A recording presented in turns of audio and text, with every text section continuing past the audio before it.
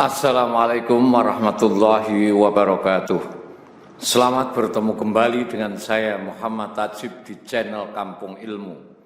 Channelnya orang-orang yang tetap istiqomah mencari ilmu. Kali ini saya ingin menampilkan video belajar ilmu nahwu dengan menggunakan kitab Nahwul Wadhih, sebuah kitab yang sudah kesohor dan dipelajari di banyak pesantren dan madrasah-madrasah. Kajian ilmu nahwu dengan kitab Nahwul Wadhih ini insya Allah diampu oleh Ustadz Habibur Rahman. Assalamualaikum warahmatullahi wabarakatuh.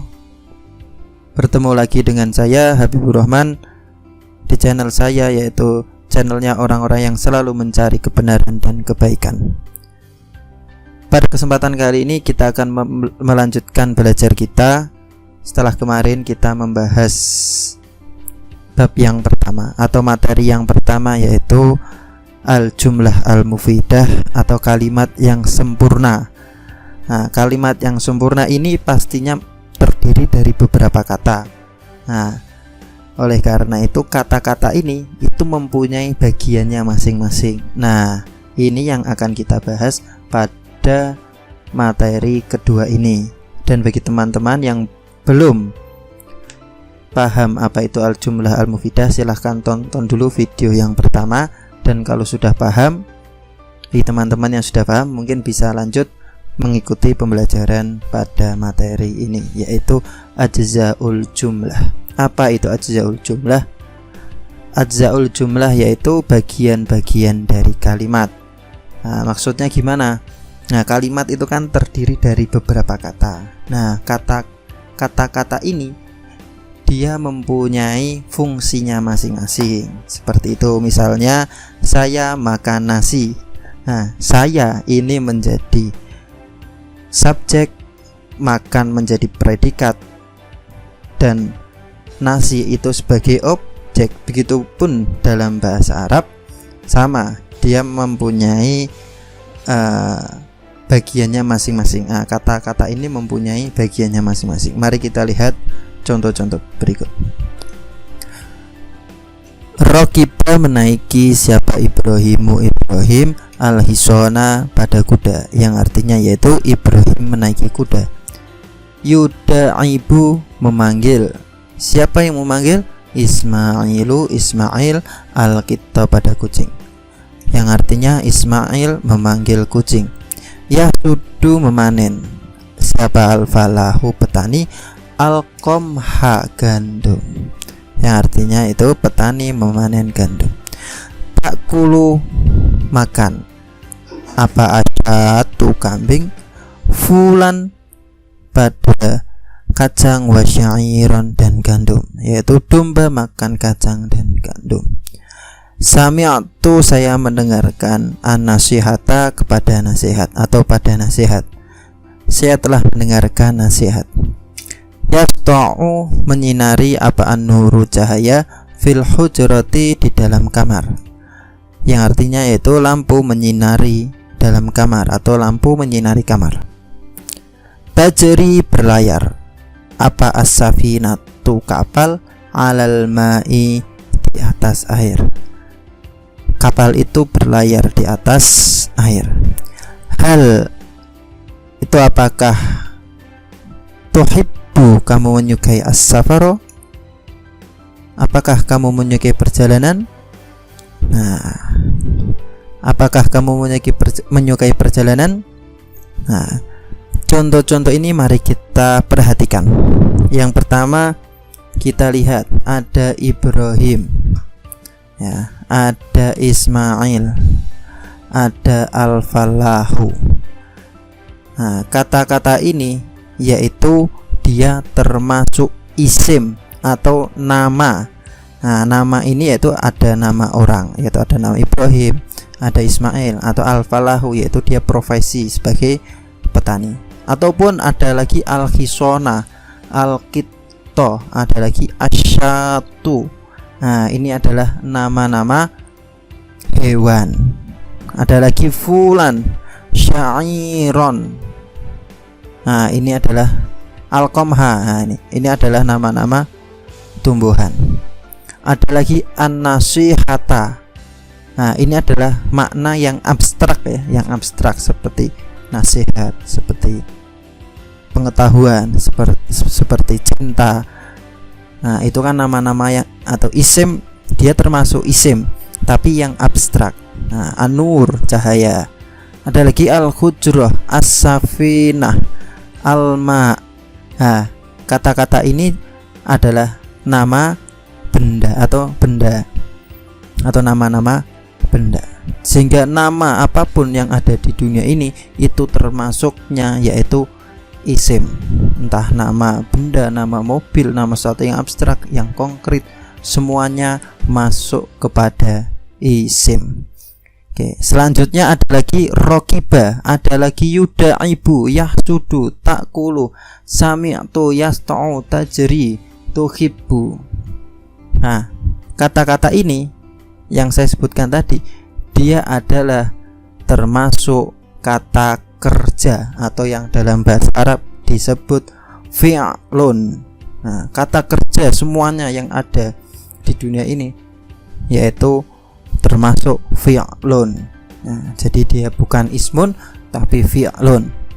Dan yang terakhir, yang ketiga adalah ada kata huruf atau harfun. Nah, seperti hal, ala, fi.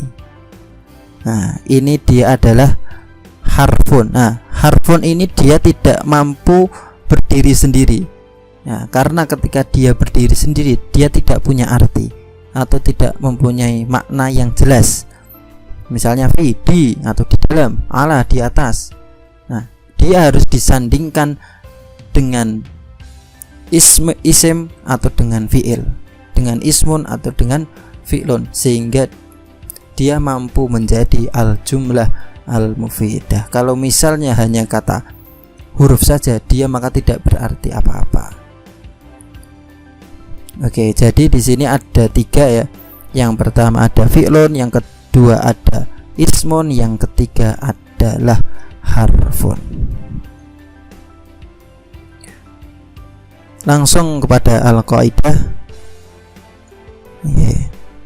Al-qaidatu, qaidah. Al-kalimatu, adapun kata itu salah satu anwa'in, ada 3 macam bentuknya, yaitu ismun, nama, wa fi'lun, kata kerja, wa harfun, dan huruf. Fal ismu adapun nama itu adalah kullu lafdhin, setiap lafaz, yusamma yang dinamakan, yusamma bihi insanun, nama orang, au hayawanun atau nama hewan, au nabatun atau nama tumbuhan, au jamadun atau nama benda mati, ayu syai'in akhara atau sesuatu yang lain. Wal kata itu dibagi menjadi 3 macam. Yang pertama ada nama atau isim, nama yang konkret, nama yang abstrak, semuanya nama itu masuknya kepada isim. Yang kedua ada kata kerja, yang ketiga ada huruf. Nah, nama adalah setiap lafadz yang dinamakan dengannya nama orang, hewan, tumbuhan, benda mati atau sesuatu yang lain. Ya, sekarang yang ba, yaitu al-fi'lu. Al-fi'lu yang berarti kata kerja.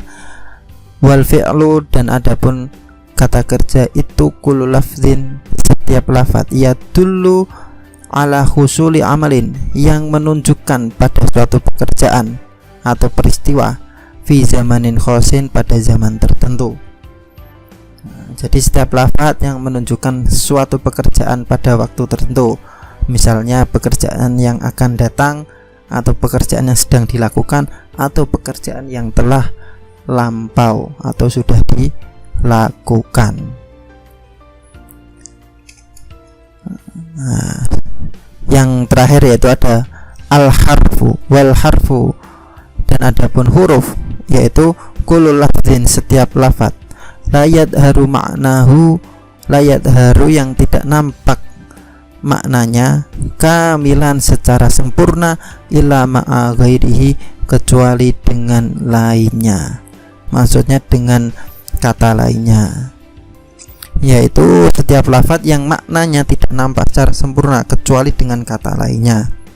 Nah, seperti saya contoh tadi, misalnya hanya huruf V atau D, nah, itu kan nggak punya makna apa-apa. Misalnya dan, hanya dan. Nah, jadi huruf ini dia bisa mempunyai makna secara sempurna atau menjadi jumlah al-mufidah jika dia digabungkan dengan ismun atau fi'lun. Oke. Dan ini adalah ada ciri-cirinya isim ya. Di sini hanya saya sampaikan ciri-cirinya isim dulu sebagai pengetahuan yang awal, dan nantinya pengetahuan ini akan kita kembangkan.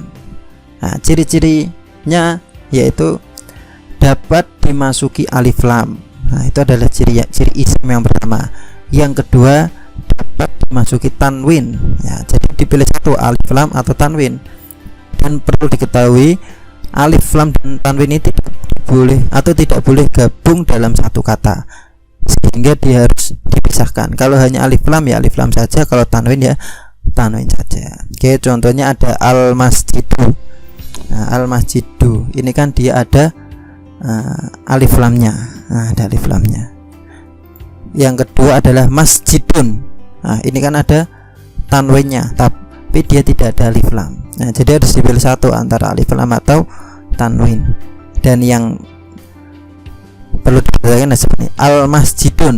Nah, ini kan kata yang benar atau salah kata ini? Nah, yang pastinya adalah salah. Kenapa? Karena ini digabung antara alif lam dan tanwin. Nah, harusnya dipilih salah satu, pilih alif lam atau pilih tanwin. Oke, saya kira cukup. Mungkin akan kita lanjutkan pada bab selanjutnya, yaitu bab ketiga.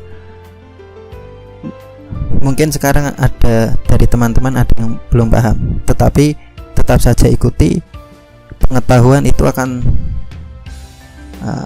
lebih maju, akan diketahui jika teman-teman selalu mengulanginya hingga beberapa kali. Oke, terima kasih. Mohon maaf jika banyak salahnya. Assalamualaikum warahmatullahi wabarakatuh.